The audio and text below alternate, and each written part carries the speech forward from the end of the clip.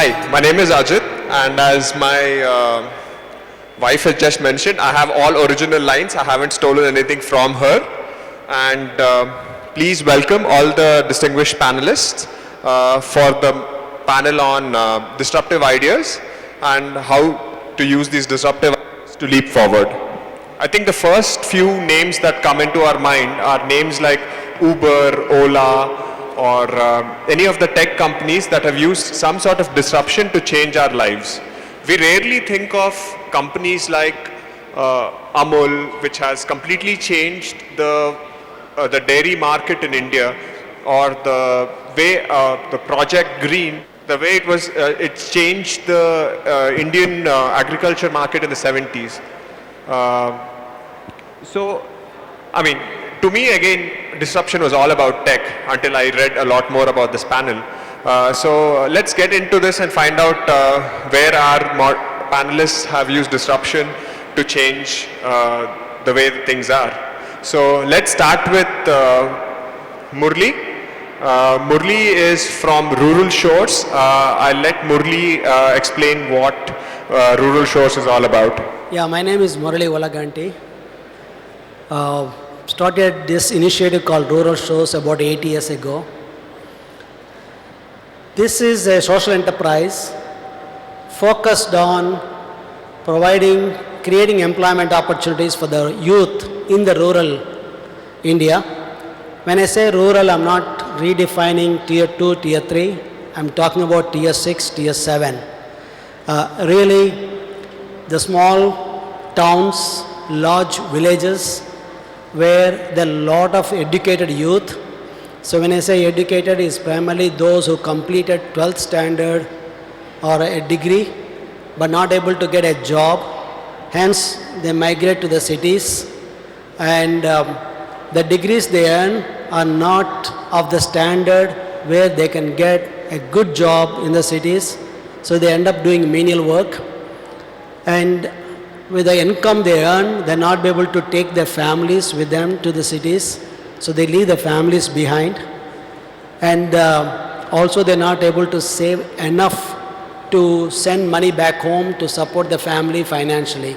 So this is the demographic that we are addressing. The idea is to bring the BPO IT revolution that India has experienced in the last 30 years through offshoring, bring that concept to the rural India, set up IT BPO centers. They're not large campuses, they are basically micro centers, each employing about 250 to 300 youth. Generally, they come from about dozen villages within 10 to 15 kilometer radius, and these people get trained, and then we give them jobs in those centers.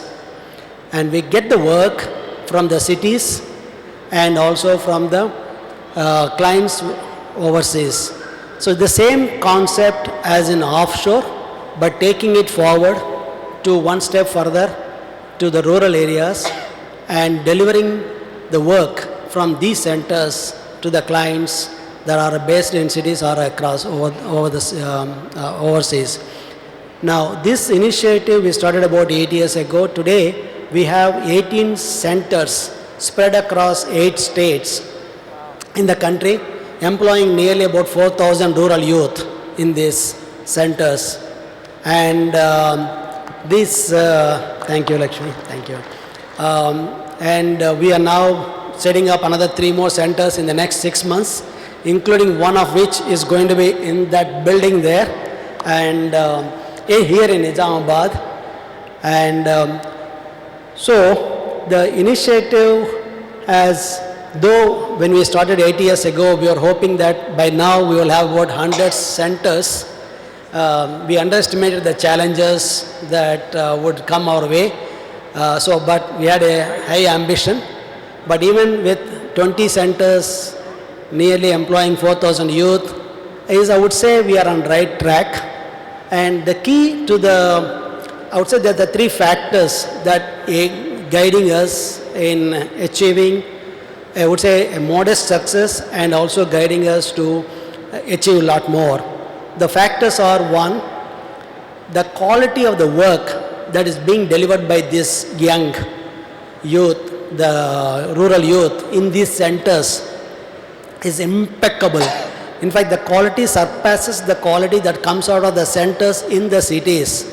I'm not talking about a mediocre companies, the quality coming out of those. I'm talking about companies like Infosys, Wipro, Accenture, IBM. So compared to the quality that's coming out of those, the quality from these centers, like to like processes, if you do, it's superior, much superior. So that is one. The reason being, the people there, they really put their heart and soul into what they do. And their commitment and dedication is so high. And that results into the quality, high quality. And that results into the complete satisfaction by our clients, which encourage them to give more and more work. That is helping us set up more and more centers. That's number one. Number two, the impact it's creating on the communities is not just about those 200 to 300 people getting the jobs and having a steady income, and that to white collar professional jobs, but it is actually means having about 1,500 to 2,000 family members having a steady livelihood, and it doesn't stop there. It has a ripple effect, because the income generated by these 300 people on month stimulates the economic activity in those dozen villages. So it has a ripple effect and a positive impact, and nearly about an average 50,000 people in that community are touched by this initiative. Number three, the leadership team that we have, both at the corporate level as well as the central level, the passion they have for this initiative and the cause is such a heartwarming, and because of that, because they're subscribed to this cause, and they want to see this succeeding. They want to see every one of those youth come up to the speed and prove themselves. And that means a lot of patience required by this leadership team. And that is another factor. And we are so fortunate to have such a leadership team. There are about 200 people, 200 leaders managing these 4,000 people across all these centers. It's very nice to hear of an idea that's disrupting the existing rural, one of the major problems of urbanization, and we are getting jobs back into the villages. It's very nice to hear of this idea. So talking of jobs, we have Sudheendra from Belong, who's going to talk about how his idea is disrupting the existing job market. Thank you, Ajit. Hello, everyone. Yeah, sure. I'll make sure I'll finish in the time. So I'm one of the founders of Belong. More importantly, I'm a native of Karimnagar, Telangana. Before we started Belong, I used to talk to a lot of smart, talented people. All of these people are working on amazing opportunities, but they're just not happy at their workplace. And on the other side, companies are finding it really, really hard to hire amazing people who belong in their workplace. That's when we thought, hiring is broken and it needs to be solved. The traditional way of job postings is not solving this problem. So what we thought would be interesting is how about using data available about all of us online, be it on social media, professional networks, and so much more internet access is leading to so much data being shared online. How about mining this whole data and using machine learning, artificial intelligence and technology to actually help companies discover truly relevant people and help them engage with these people in a very human being manner, not a human resource manner, using 1:1 personalized engagement tactics, and eventually hire and onboard them. That's what we have been doing for the last 2.5 years. We are a company based out of Bangalore, employing over 85 people, helping over 500 people find amazing workplaces, over 100 plus customers using Belong. Incredibly lucky to have both Raju and Funny as mentors and advisors.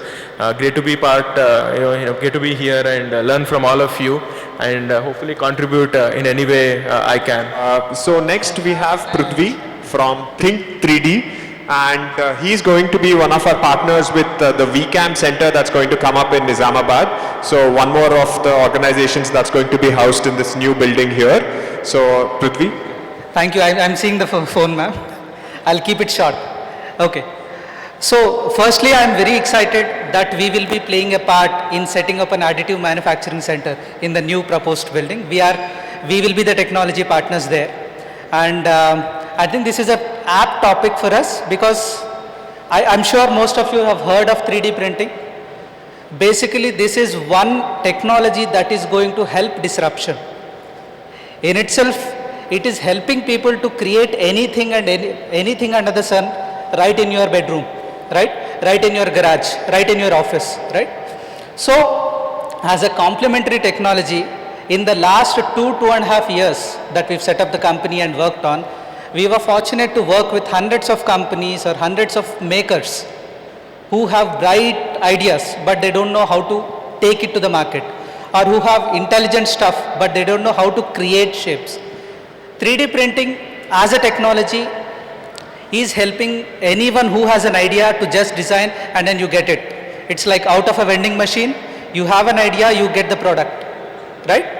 So it's an age-old technology. What we are focusing now as a company is making it useful for the masses, making it reach the people who are actually the innovators, right? You can see a lot of people, a lot of you might be working on interesting projects, maybe with Arduino boards or Raspberry Pis. What next? How do you take it to the market? That is where we come in. That is where we create prototypes. That is when we create a lot of shapes for you and then get it to the thing. I have 2 more minutes. Yes. So 3D printing as such is not just related only to manufacturing. We work with some innovative case studies. For example, every week we work on a medical case study. If someone's skull is broken, they just send us an MRI or CT scan data. We create an exact template, right? With advancement of imagery, advancement of technologies, you are able to create perfect shapes or implants with 3D printing. We are fortunate to work on a lot of cases like this. Or we were fortunate to work with a lot of artists, right?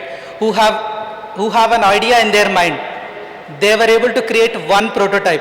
Afterwards, they want to replicate it hundreds of times. Then again, I have to work on it the same number of man-hours. Instead, imagine that you create an artistic, unique sculpture, get it scanned, and then create a design. The moment a new order comes in, you just click, and an object comes out. It's like zero inventory model. We are trying to help a lot of artists like that to create zero inventory models and then go to market faster, right? And a lot of people have their own ideas. They keep on working on ideas, working on multiple iterations of an idea. We are helping them in setting up 3D printing setups there. That way, you have an idea, come, we create a design for you, or we create an object for you, we create a machine. The entire life cycle we are trying to interject wherever we can add value so that the concept of making comes to us, right? A lot of IITs or every single campus of BITS Pilani, we work with them. A lot of MNCs, we work with them. Any R&D guy, we help them get the idea to fruition. That's what is our mission. Yeah. Okay. Thanks, Pratury. And lot of us have great ideas, and sometimes the stories need to be told for the idea to catch on. And we have Lakshmi with us, who's one of the storytellers. So, for most of us, when you talk about innovation or out-of-box thinking, the idea comes from our own experience. It's not from out there a lot of times. It just comes from our own experience.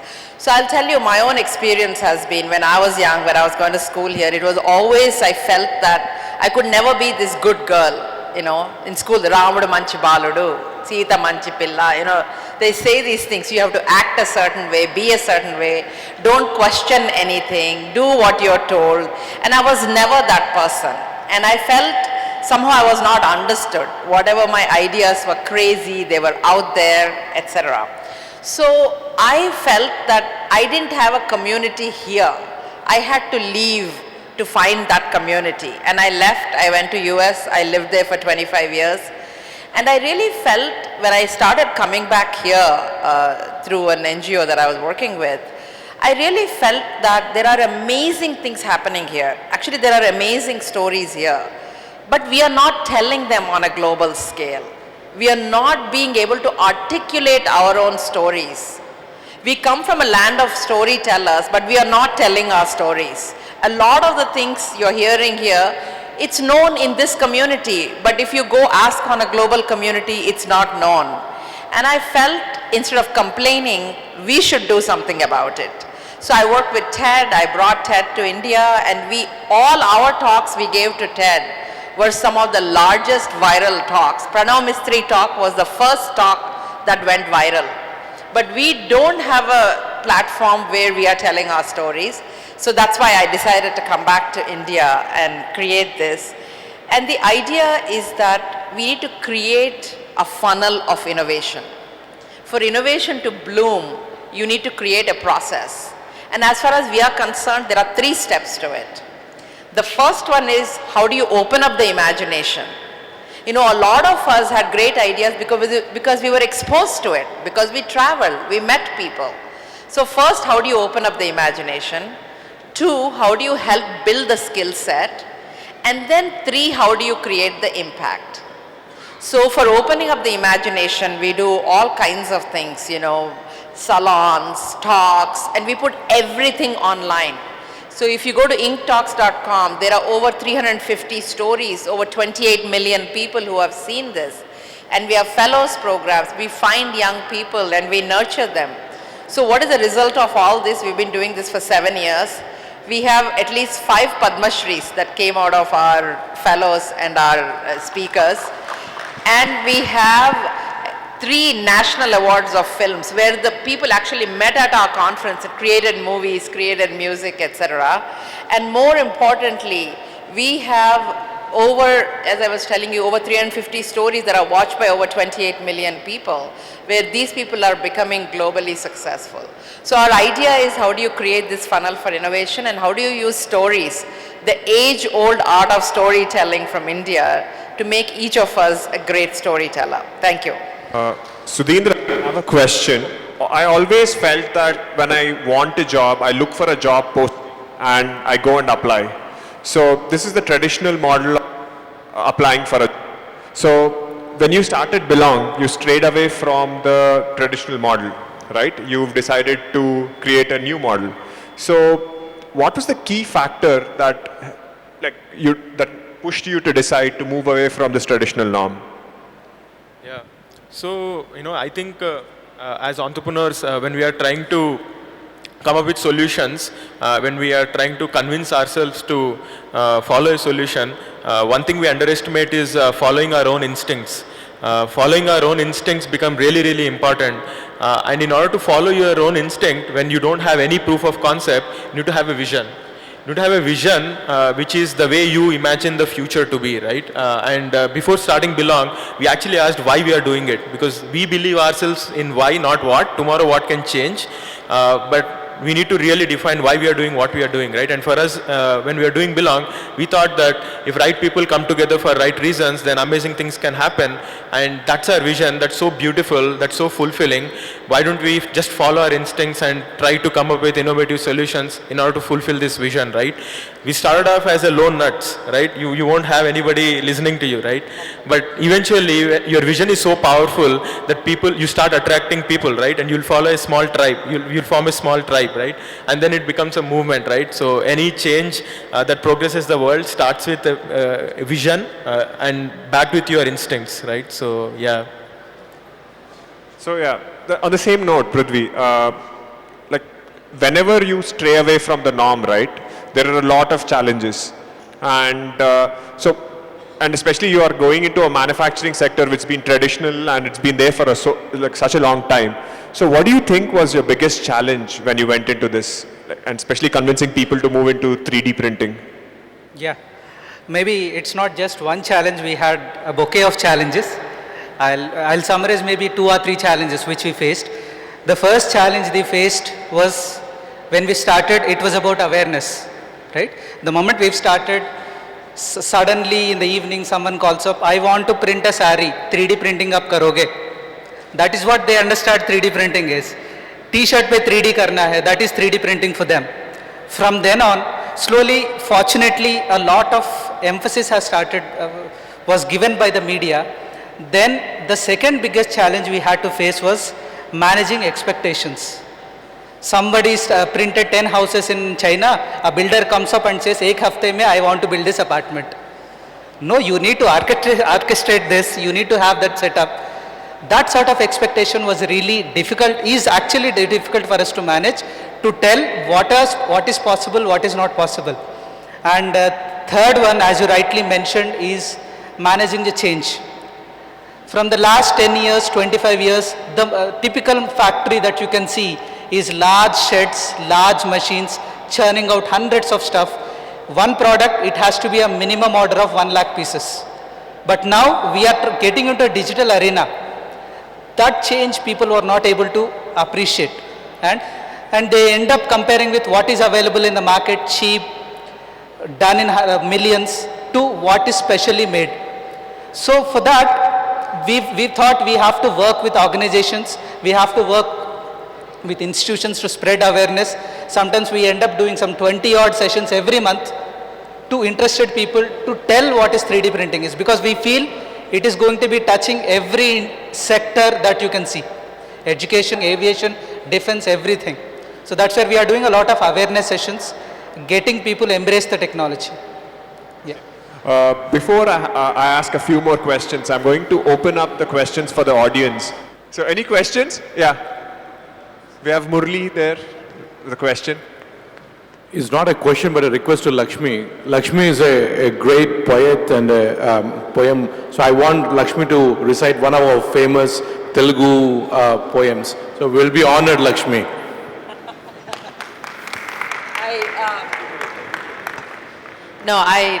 I can't recite it, but I'll say this in Telugu. How many of you do not understand Telugu here? Oh, you're in minority, so that's okay. So this is, నేను 9th క్లాస్లో ఉండగా మా teacher ఒక poem చెప్పారు. దాని poem పేరు బీద పూజ. And ఇది ఒక పుష్పం నేల మీద పడినప్పుడు అది ఏడుస్తూ ఉంటుంది. ఏడుస్తాం కాదు, screaming at the top of its voice saying, నేను ఇంగ్లీష్లోనే చెప్తా because my Telugu is very bad now. So the flower is saying, pick me up, take me to the feet of God.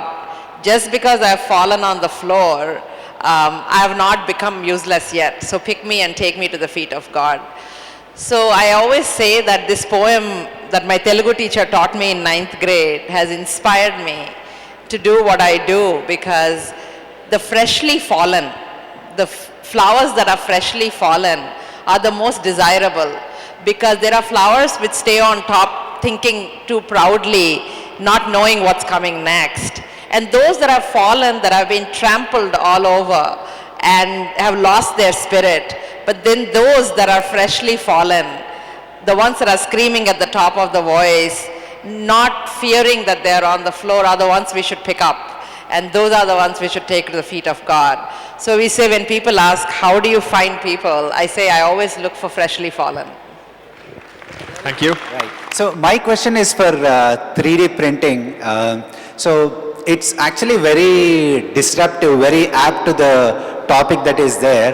So how do you see, there are so many small players who are almost there in every city, 2-tier towns on small and digital flex printing and other printings.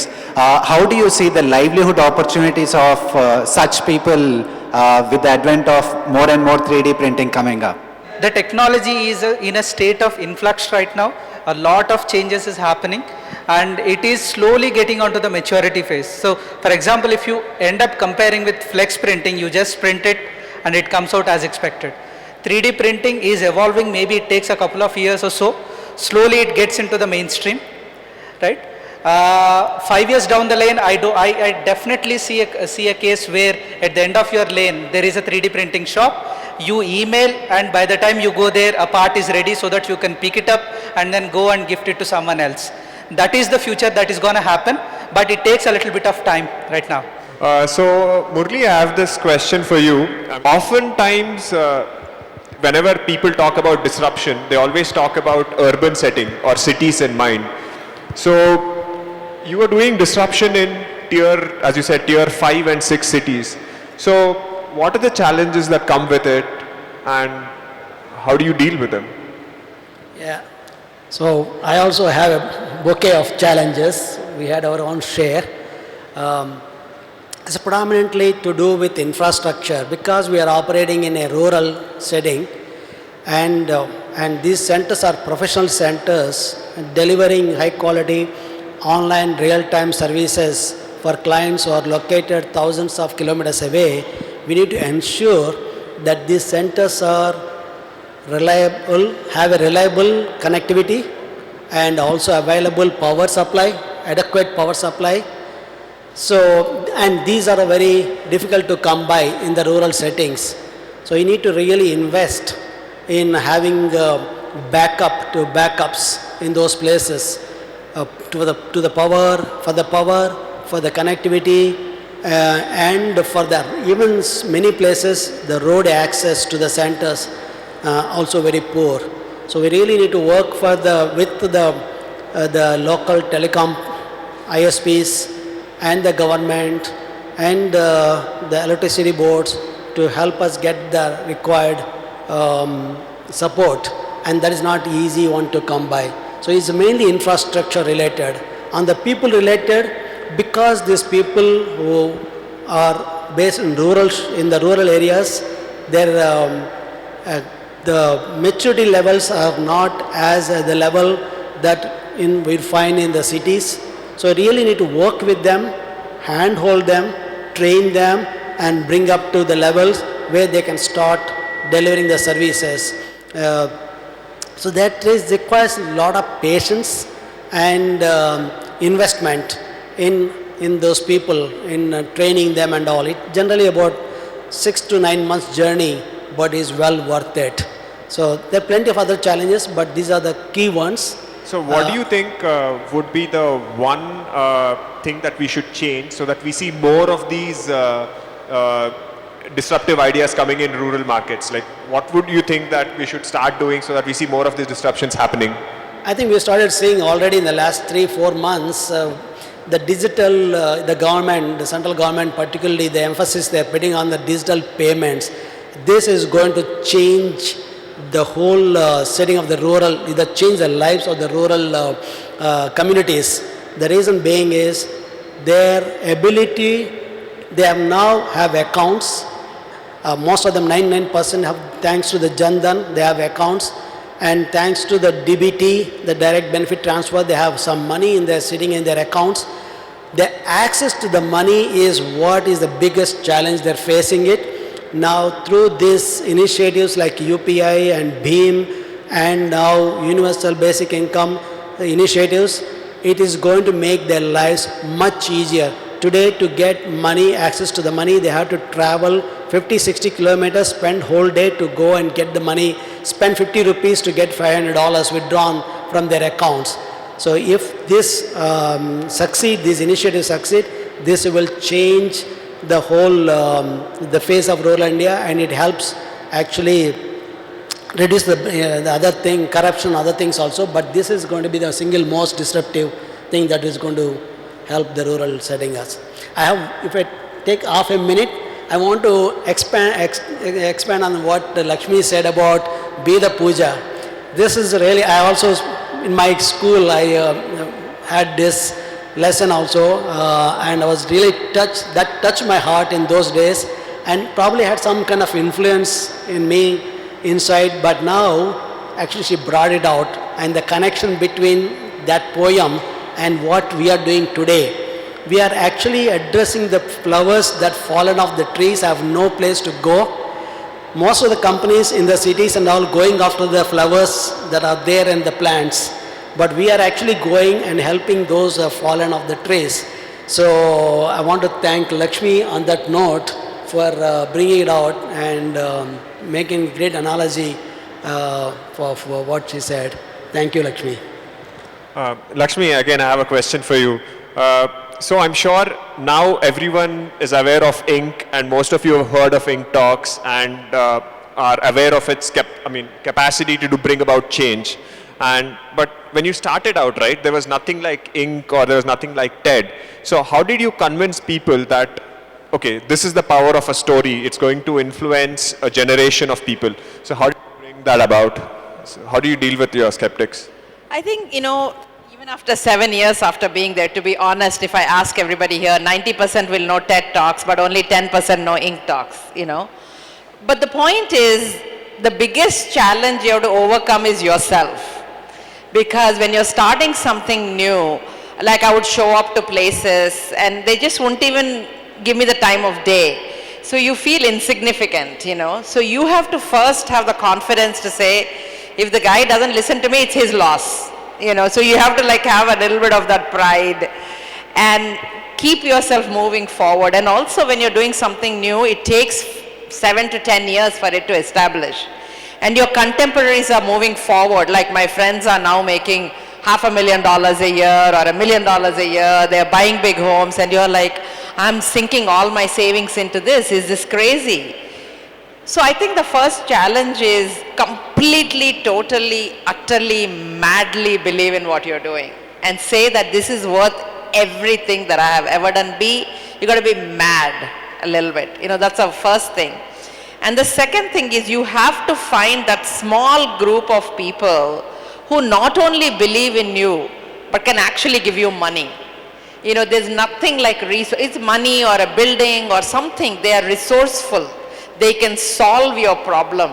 So when we started American India Foundation, Digital Equalizer, we wanted to put computers in poor schools, blah, blah, blah, blah, all this stuff, fantastic vision. Nobody knew what we were talking about. So it is people like Ravi Reddy who's sitting here who not only wrote a big check, but said, let me take you to the government in India. Let me make the meeting happen for you. Or when we started Inc., it's people like Raju Reddy. We don't ask for small amount. We say, give me a big amount so I can go do this right. I don't want to do it half. So people like that giving huge resources and saying, we have no idea what you're doing, but we think we believe in you, and here, take it, and no questions asked. So you need to have a handful of people that believe in you, because the world takes a very long time to wake up to you. Because even today, after doing this for 7 years, we go talk to companies and they'll say, we'll pay any amount to go to this country or that country, but we are doing something world class here. They'll say, give me a free pass. So you have to deal with it, but you have to be mad about what you're doing and be okay yourself first before you address anybody else. And we are thankful for having people like this who don't even remember they gave us the money and don't ask us any questions and support in a huge, huge way. So you need that. You talked about a tribe, right? Vijay, you talked about the tribe, sorry. So we need to have that tribe. And the last thing I want to say is that it took us to change our own measure of success. So for all of us, as I was talking about, the measure of success is how much money I have in the bank, how much can I leave for my child, these are the things. But we said, there is a quote that I heard that was instrumental in doing what I'm doing. And the quote is that life ought not to be measured by the number of breaths we take, but by the number of moments that take our breath away. Now, if that is true, we should be greedy about creating great moments in the world. And to me, the successful are those who are billionaires of moments. So that's the phrase we have. We call it billionaires of moments. So everybody who's sitting here, everybody whose stories you see on INKtalks, we feel that they are billionaires of moments. And we need to make them just as famous as we make those who are financially successful. And that's what drives us, is that you got to come up with stories and you have to live in your dream world. You have to live in your story. And you have to have the reality of somebody supporting you. That's what you need. That was very profound. So I'm opening up the panel for questions from outside. The last time. Okay. There's a question. A couple of questions that I have. One question for each panelist, not all of them. One to Lakshmi. Compliments and congratulations for creating a wonderful TED equivalent Inc. But my question is, when do we celebrate our uncelebrated fallen flowers from India? Actually, that is one question. You could answer that later. Just a question. I'm sure you'll take it next level. The other question is to Murali. I've been in an IT firm and I am aware of Bairaju Foundation, Desi Crew, Piramals and many people doing rural BPOs. And I compliment that you have done a great job in terms of creating 4,000 jobs, 4,000 employment. But the question is, how do you disrupt to scale? If you have almost 1 million people BPO industry in India, if all the rural BPOs put together hasn't crossed 10,000, what is it that is stopping? What disruption is needed? Thank you. Great question. I don't think I have the complete answer, but you're right. There are actually 2 million BPO and IT. I'm talking about IT, not software development, but the work that can be taken to rural areas, including application support and testing and all. I would say about 70% of that work can actually be done from these centers in the rural areas. The 30% is predominantly high-end, requiring high-end qualifications, things like analytics and all. So nearly about 1.5 million jobs that can be actually transferred to rural settings and employing these, providing employment for these kind of jobs. Now, what is that disruptive idea that we can use to scale that? I think that is, the model is proven thanks to not only organizations like us, but Desi Crew and others, but it is the psychological barrier of the organizations in India. Forget about overseas. In India itself, have they seen the offshore revolution? But they're still having difficulty to believe in the rural, shoring in evolution or revolution. It is to overcome that psychological barrier, that's one. Number two, there are still few challenges remain on the infrastructure side. If these two can be addressed and the people have the willingness to invest in the people, the organization has the willingness to invest in the people, I think we can really disrupt this. Most of the organizations, particularly the large ones in the cities, they realized that this can be done in rural and they tried, but they failed. Because they want to get in 1 month time, they want to get all these people on the gainfully employed and the billable side. It's not going to happen. You need to work with them for 6 to 9 months to make that really come up to speed and make that happen. So the willingness to invest in that is required as well. Thank you. And just to continue on that, I think we need huge investments and long-term focus. We make investments in a linear fashion in India. So, okay, I'll give you 1, prove me you can make it to 2, and then I'll give you 4. You need to give 100 and say, I'll give you 5 years to do it.